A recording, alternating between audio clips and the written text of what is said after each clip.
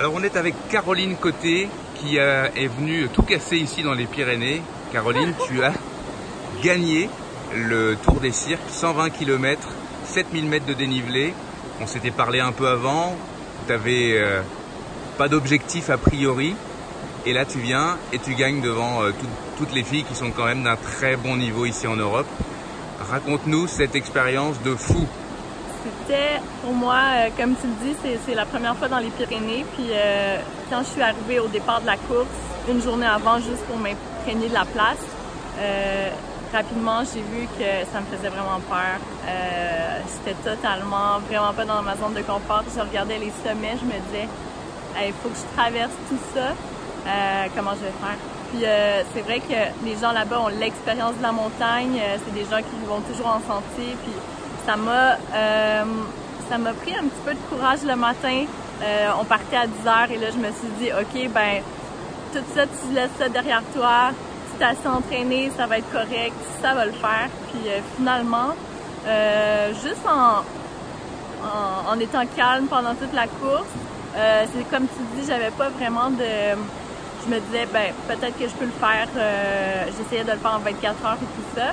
Puis en ayant ce focus-là, pas de dire, ah ben je vais me retrouver dans quelle position pour tout ça, ben j'ai réussi à être première finalement. Mais très rapidement, tu as été première quasiment tout le parcours. Ouais, c'est une chance, c'est une malchance. J'ai jamais vu la deuxième personne, la deuxième femme derrière moi. Je l'ai jamais croisée. Par contre, on me disait qu'il était vraiment prêt. Parfois, il y avait 20 minutes d'écart, donc ça peut très rapidement changer. Et elle me dépassait, puis je me disais, ben, tant mieux si on a la chance de se rencontrer sur le parcours. À la toute fin, j'avais pas beaucoup d'informations, puis j'étais certaine qu'il était juste derrière moi. Alors j'ai tout donné et j'ai ressenti une grosse fatigue à la fin de la course, comme j'avais jamais ressenti non plus auparavant. J'ai dû aller me coucher tout de suite après. Là, tu m'as écrit que tu étais démolie. Démolie, c'était le cas. Je suis allée me coucher à côté de cette belle rivière-là. Je me suis endormie, les muscles, ça n'allait pas. Au niveau de... Je me sentais là, vraiment comme... Tu avais tout donné. Ouais. Qu'est-ce que tu vas retenir de cette course dans les Pyrénées, voire de ce séjour dans les Pyrénées et de ces montagnes-là? L'endroit mérite vraiment d'y passer plus que 2 jours, je dirais.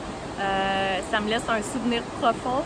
Puis ici, ben, j'ai développé des liens avec l'équipe du Grand Raid des Pyrénées, les bénévoles sur la route qui étaient là autant à 4 heures du matin que en soirée. C'est eux qui m'ont aidé sur le parcours. Puis aussi, ben, c'est un travail d'équipe avec les gens qui m'ont aidé. J'avais la chance d'avoir une crew qui me supportait, puis ça a été ce qui m'a permis d'arriver première. Ça, c'est un élément déterminant pour toi. Toute seule, ce serait pas passé de la même manière? Je pense que moralement, étant dans les courses comme une course comme celle-ci, avoir eu personne avec moi, ça m'aurait, c'est sûr que j'aurais pas réussi. C'est sûr. Tu t'en vas dès maintenant en Patagonie, dans quelques jours? Oui, dans environ 7 jours, dans une semaine, je pars là-bas. C'était peut-être un défi de trop, le Grand Raid des Pyrénées, mais je m'en veux tellement pas d'avoir participé à cet événement-là, grandiose, incroyable. Merci. Merci beaucoup.